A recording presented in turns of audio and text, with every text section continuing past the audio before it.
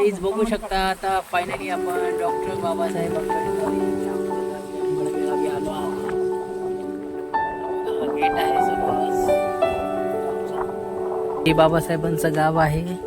खूप सुंदर असे घर आहेत छोटे छोटे. आता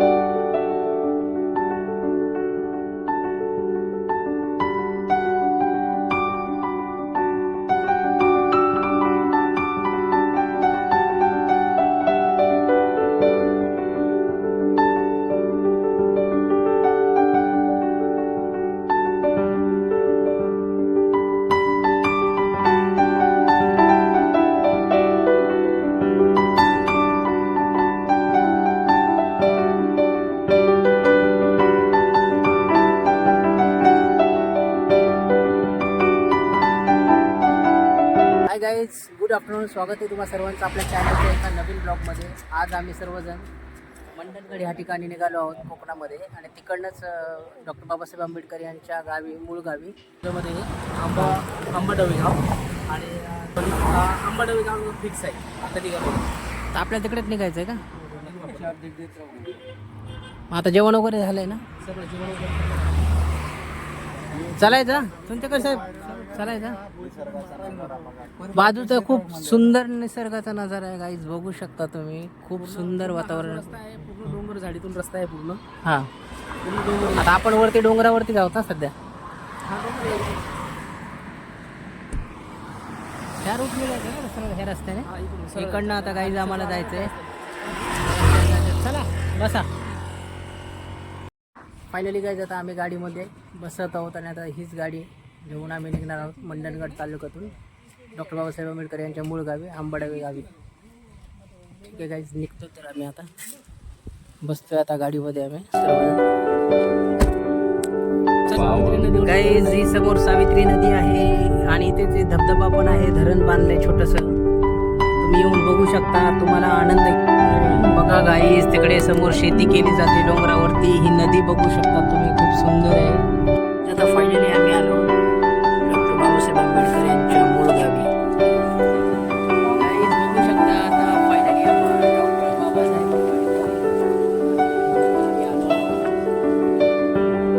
गेट आहे समोरच.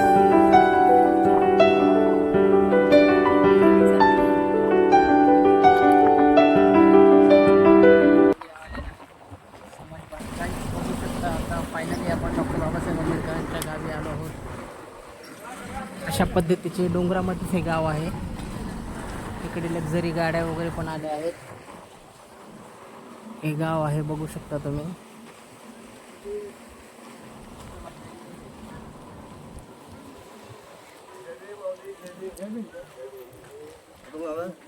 मुंबईवरून.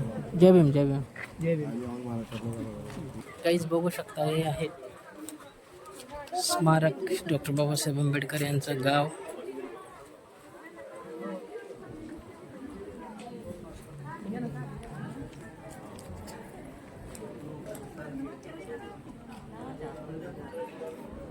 इकडे आहे अशोक स्तंभ, विश्वभूषण भारतरत्न डॉक्टर बाबासाहेब आंबेडकर स्मारक, आंबाडवी.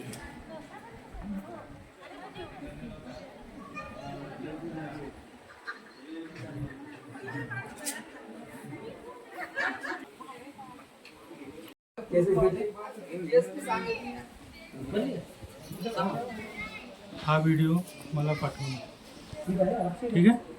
ठीक.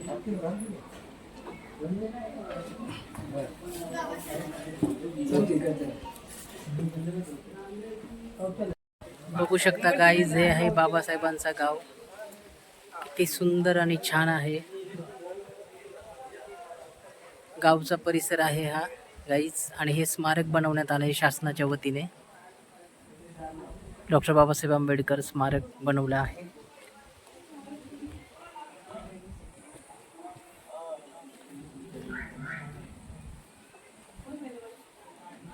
झाड आहे समोर खूप छान. काहीच आता बघू शकता आपण, आता डॉक्टर बाबासाहेब आंबेडकर यांचे राष्ट्रीय स्मारक बनवले आहे शासनाच्या माध्यमातून. आता आपण तिकडे आलो आहोत, बघू शकता. हे आहे बाबासाहेबांचे मूळ गाव. आणि ते शासनाने राष्ट्रीय स्मारक घोषित केले आहे, याला बनवले आहे. खूप छान बनवले आहे, बघू शकता गाईज. इथे बाबासाहेबांच्या अस्थी पण ठेवण्यात आल्या आहे.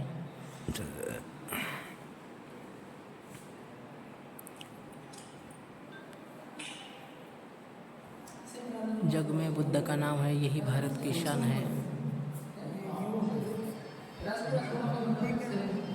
दीक्षाभूमीच आहे. दीक्षाभूमीचं पण इथे प्रतिकृती आहे, दीक्षाभूमीची बनवलेली. खूप छान आहे, सुंदर.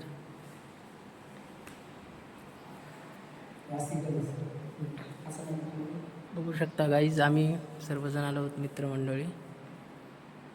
बरेच वेळी अभिवादन करत आहे बाबासाहेबांना. तथागत रावण भाई आहे इकडे, चंद्रशेखर.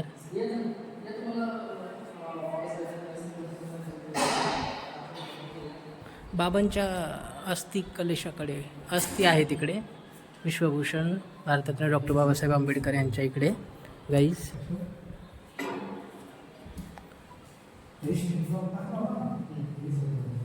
इकडे अस्थि आहेत ना बाबासाहेबांच्या गाईज, बघू शकता. इकडे बाबासाहेबांच्या अस्थि आहेत. बाबासाहेबांची जी अस्थि आहे ती या ठिकाणी राजगृहावरून आणण्यात आलेली आहे.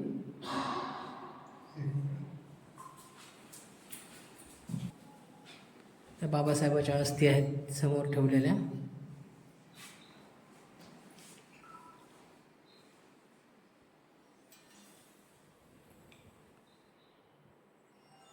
अभिवादन करायला बाबासाहेबांच्या अस्थि कलशाचे आम्हाला अभिवादन करायला मिळत आहे.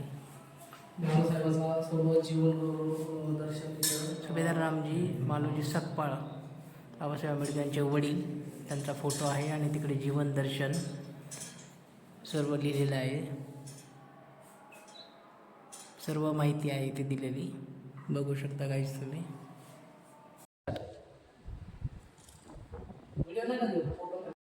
गाईज आता बघू शकता आम्ही फायनली आलो इकडे. असं भाऊ पण आहे. भाऊ आपलं नाव काय? माझं नाव निलेश प्रकाश सकपाळ. अच्छा, आम्ही आता मुंबईवरून आलो भाऊ. हां. आम्हाला आता बाबासाहेबांच्या गावी आलो, मूळ गावी आंबाडावी मूळ गाव आहे ना. हो. याच्याविषयी थोडी माहिती तुम्ही द्या. बाबासाहेबांचं गाव आता हे पूर्वजांचं गाव. रामजी बाबा या ठिकाणी मिलिटरीमध्ये होते. मिलिटरीमध्ये असताना त्यांची पोस्टिंग वेगवेगळ्या राज्यांमध्ये व्हायची. त्या टायमाला म्हणजे कसं सुट्टीच्या टायमाला जेव्हा शाळेत होते बाबासाहेब, त्या टायमाला रामजी बाबा त्यांना पूर्ण परिवार सुट्ट्यांच्या दिवशी मेमध्ये किंवा दिवाळीच्या सुट्ट्या वगैरे अशा असतात ना, त्या टायमाला इथं घेऊन यायचे गावाला. ते तिकडून येताना दापोली बंदर, त्याच्यानंतर दापोलीत यायचे, हरणाई बंदरवरून दापोलीत यायचे. दापोलीतून ते चालत चालत एक दिवसाचा हे करत वस्ती करत ते आंबड्या ठिकाणी चालत यायचे. त्याच्यानंतरला ते इथे भवानी देवीचं मंदिर आहे, म्हणजे त्यांचं कुलदैवत होतं. त्या कुलदेवाची पूजा वगैरे करायचे आणि नंतरला मग ते परत रिटर्न जायचे. असे बाबासाहेब 9वीपर्यंत असताना ते लोक इथपर्यंत यायचे. नंतरला बाबासाहेब आले नाही.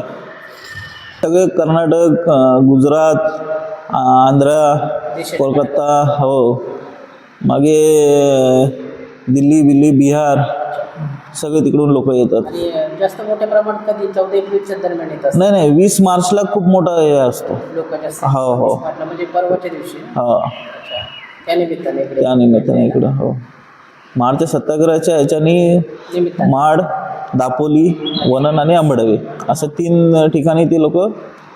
अच्छा, बाबासाहेबांच्या नंतर तुमची किती पिढी असेल? आता आमची 8वी पिढी चालू आहे. आणि बाबासाहेबांच्या अस्थी समोर आहेत ना ठेवले? हो, तिथं ठेवलेले आहेत. बाबासाहेब ते कुठून आणलं होतं? हे भैयासाहेबांनी आणलेलं दादरवरून.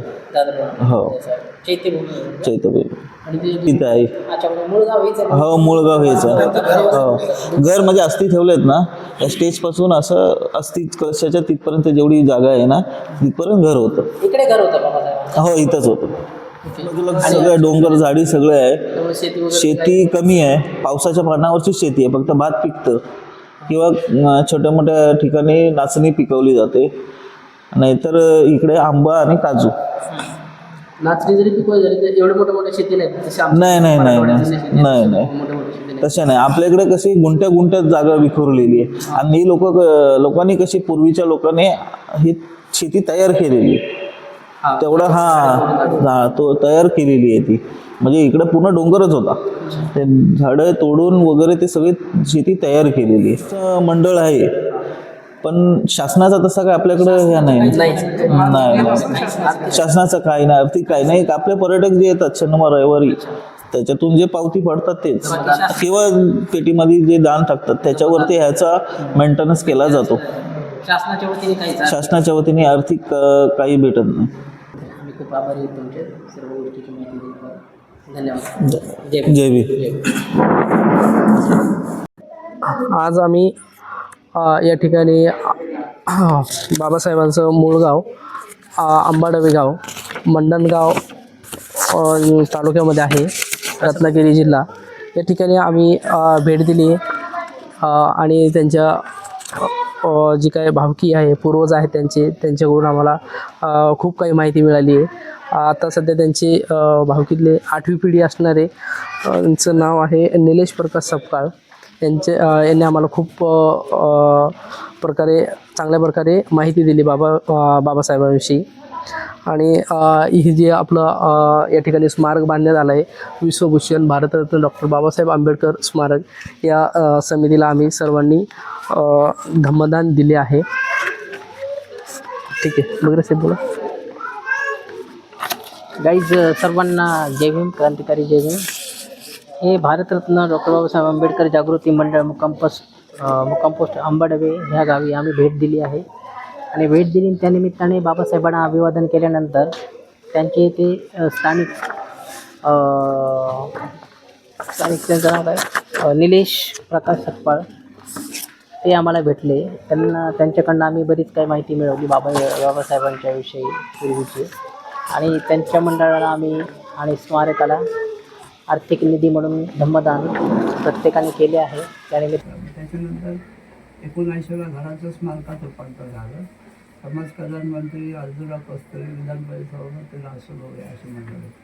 वृद्धविहार होता त्याचं 63वा उद्घाटन झालं.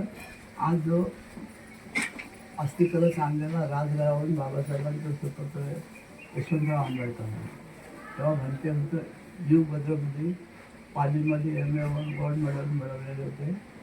त्यांचं नाव त्यावेळेला त्यांच्या हस्ते मूर्तीची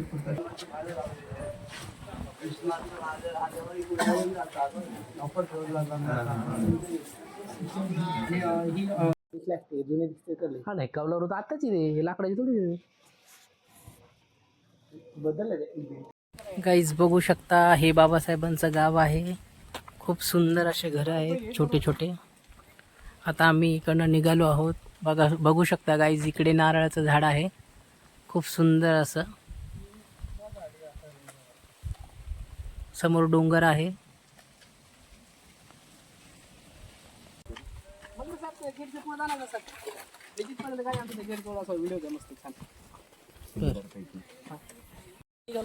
बोला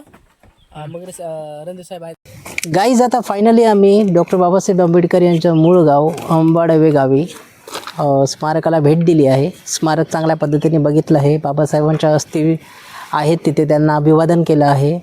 आणि चांगल्या प्रकारे आम्ही आता भेट देऊन खूप ऊन झालं आहे.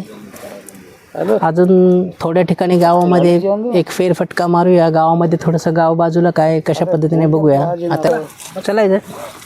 आता समोर गेट आहे बाबासाहेबांच्या नावाचा, बघू शकता गाईज. भारतीय घटनाशिल्पकार भारतरत्न डॉक्टर बाबासाहेब आंबेडकर यांचे मूळ गाव अंबाडवे, मुक्काम पोस्ट मंडणगड तालुका, रत्नागिरी जिल्हा.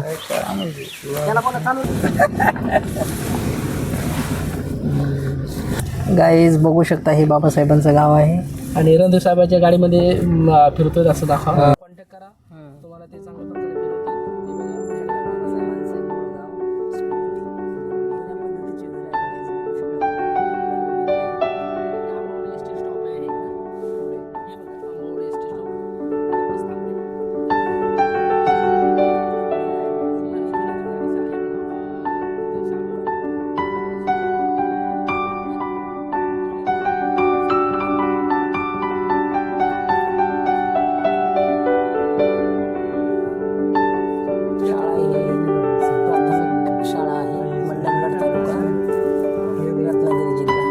इकडे शेती सपाट जमीन नसल्यामुळे यांना मतलब गहू ज्वारी बाजरी असे खरीप हंगामातले पिके घेता येत नाहीत.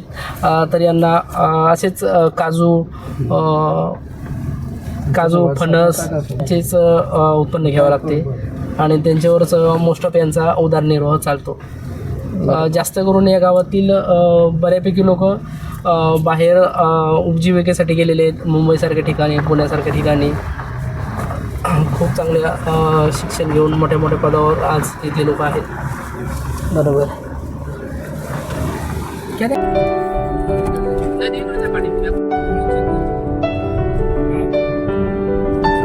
लागली भरपूर.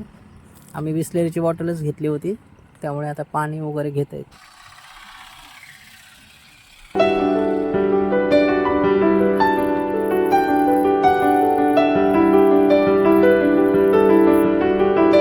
चला मित्रांनो, आता आपण हा ब्लॉग इथंच आम्ही एंड करतोय आणि आता आम्ही निघतोय घराकडे. खूप उशीर पण झाला आहे तिथं. चला ठीक आहे.